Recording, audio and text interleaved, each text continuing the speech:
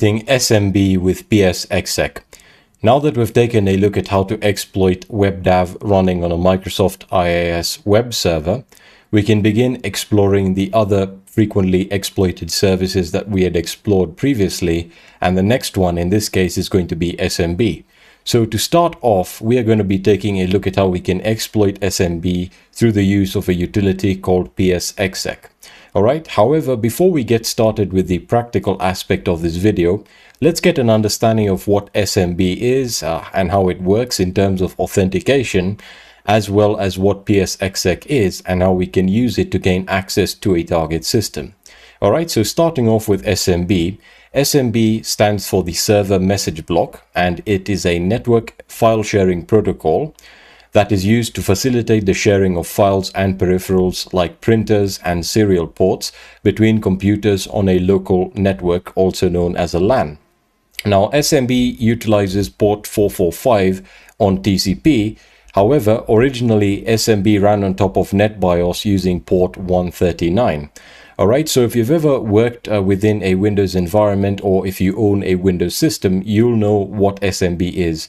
In the standard context, SMB is frequently used to share printers, or in certain scenarios, set up a file share or a folder share where other computers on that particular local area network can access that share. And in order to access it, you can disable authentication. However, in most cases, authentication is enabled.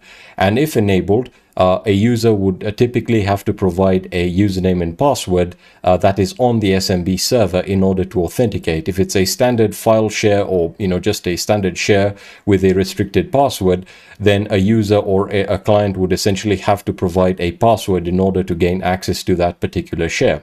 All right, now there's one key thing that you need to note and take or pay close attention to, and that is Samba.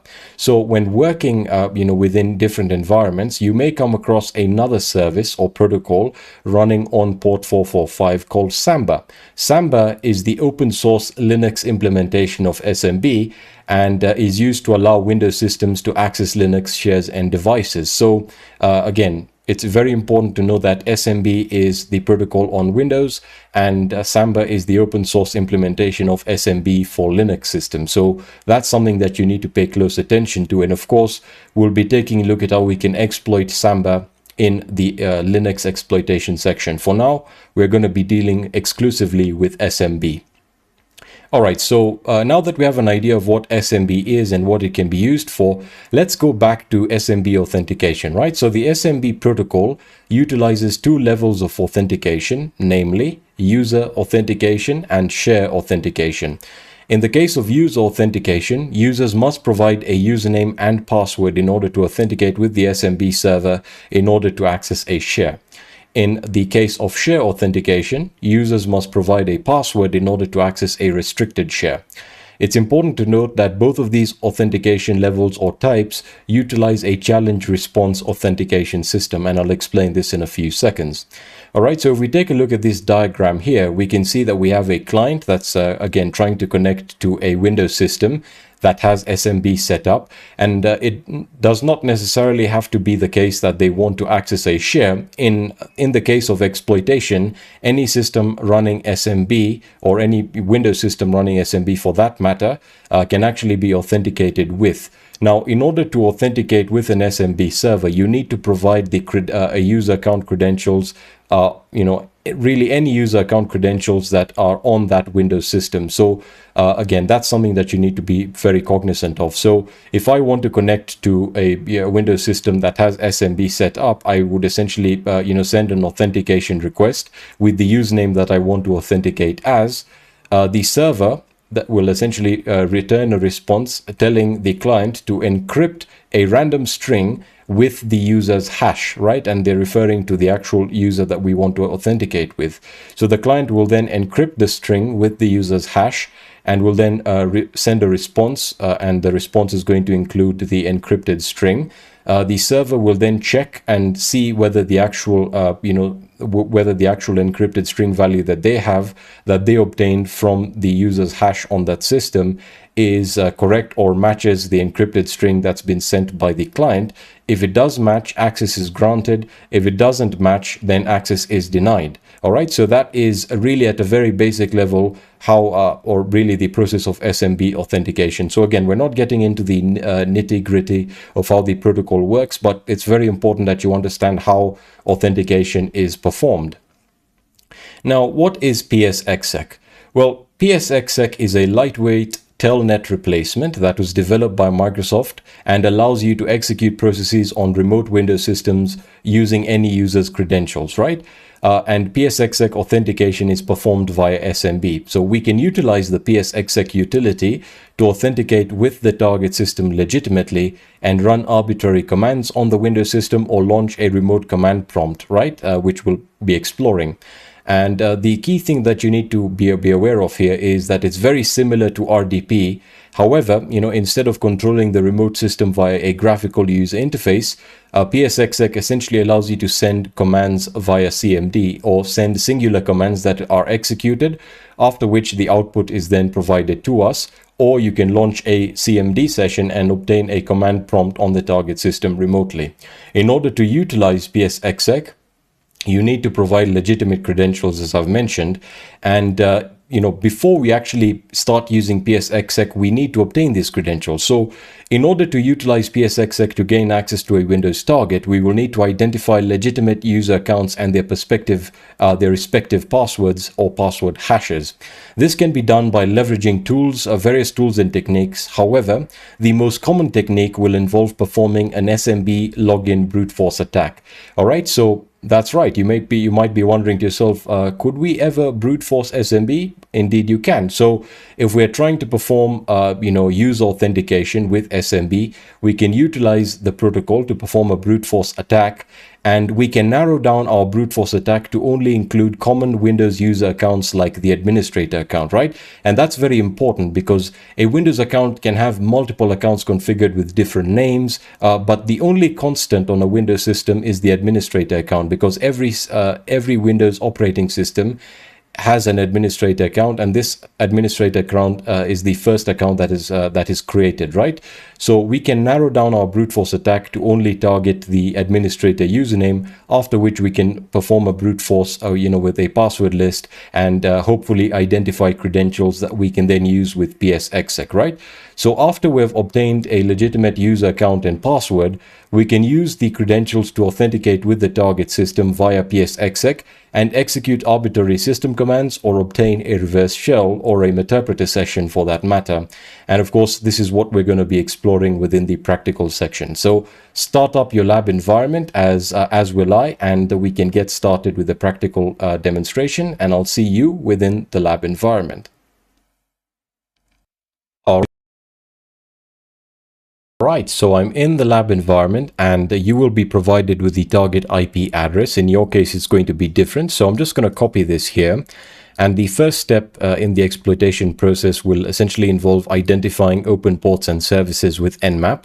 All right, so I'll just open up a terminal and I'll zoom in here, and we can perform an Nmap scan on the target by saying Nmap SV. So to perform service version detection, we can also run the default Nmap scripts through the use of the SC command, and then we can paste in the target IP address here. So I'm going to hit enter, and I'm going to give this a couple of seconds to a couple of minutes.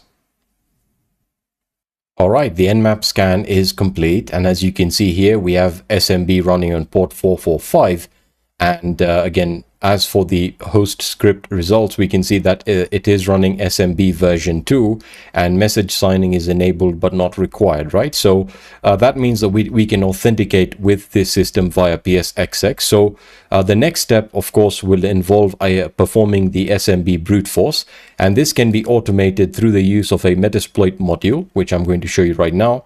So to start our Metasploit, we're going to say service PostgreSQL start, and we can then launch MSF console, right? And the reason I'm starting PostgreSQL is because the Metasploit framework console utilizes a database that is configured to run with PostgreSQL. So we'll hit enter. That's going to start PostgreSQL, and it's then going to start up MSF console. So we'll give this a couple of seconds to start up.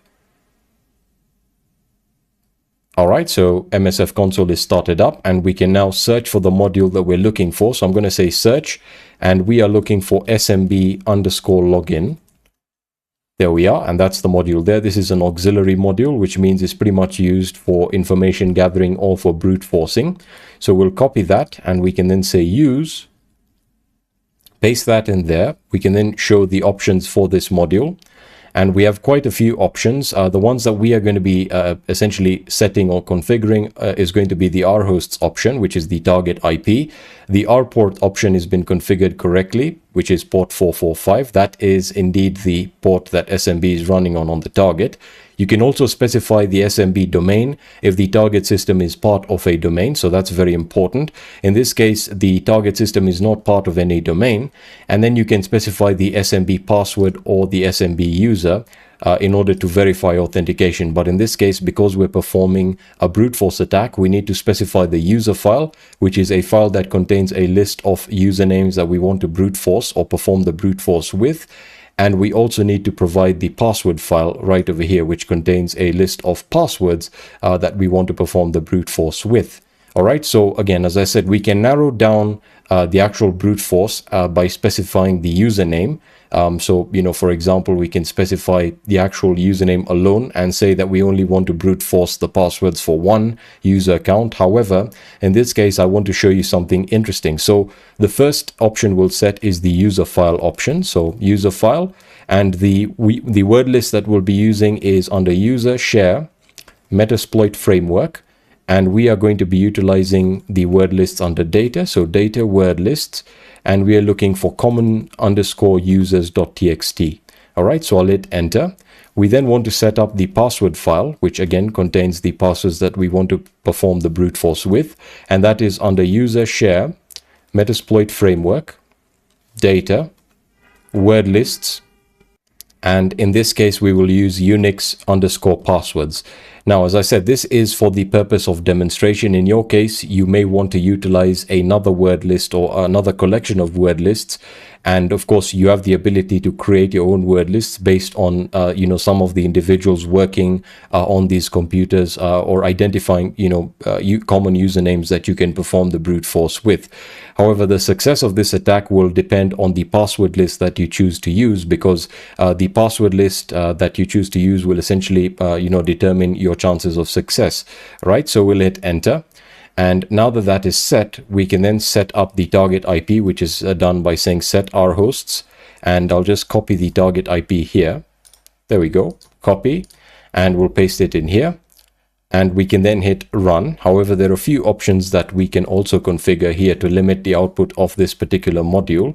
And in this case, the option that we are going to change, and if I can just zoom out a little bit here, there we go, we should get that data displayed correctly. The option that we can change here is the verbose option. The verbose option will essentially determine whether or not to print out the output for all attempts. In our case, we want to only display the successful authentication attempts, therefore display the actual credentials that have successfully been able to authenticate with SMB on the target system. So we will set the verbose option to false.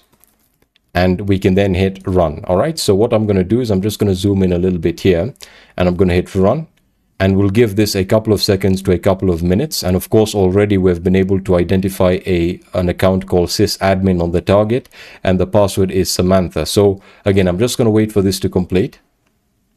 All right, so the brute force is complete. That took a few minutes, so don't worry if it takes time on yours. And you can see we've identified about 4 user accounts with their passwords. And the one that we're interested in particular here is the administrator account, right? So on our first try, we've been able to identify the administrator password, which in this case is QWERTY UIOP, right? Which is a very simple password, but again, this was set up for the purpose of demonstrating this attack. All right, so we can utilize these credentials in order to authenticate with the target system via PsExec. All right, so let's open up a new tab here. And again, the PsExec utility is a Windows utility or a portable executable. However, we can't execute, executables on a Linux system. Of course, we can do this through the use of Wine. However, there is a really nifty tool, or Python script rather, called PsExec.py, right? And if I can just find it here, there we are. So PsExec.py, that is essentially a Python implementation of the PsExec utility, and essentially allows us to authenticate with a target system, and it's really very simple. So what we can do is we can say PsExec.py administrator. So we provide the username. We then need to provide the target IP. So I'm just going to copy that there. And we're going to say administrator at the target IP. We can then provide the actual executable or command that we would like to execute. In this case, we want to obtain a command prompt or a command shell session on the target system. So we will say cmd.exe. So we're essentially executing cmd.exe. I'm going to hit enter. It's then going to ask you for the password for that user. In this case, we know what the password is. So we'll say QWERTY UIOP, and I'll hit enter. And you can see that it tells us status logon failure. The attempted logon is invalid. Let's see if I have everything set up correctly. So we have PsExec.py. So I'm just going to type in the password again.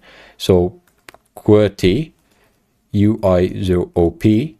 There we are, and you can see it's going to request shares. It's going to find a writable share admin.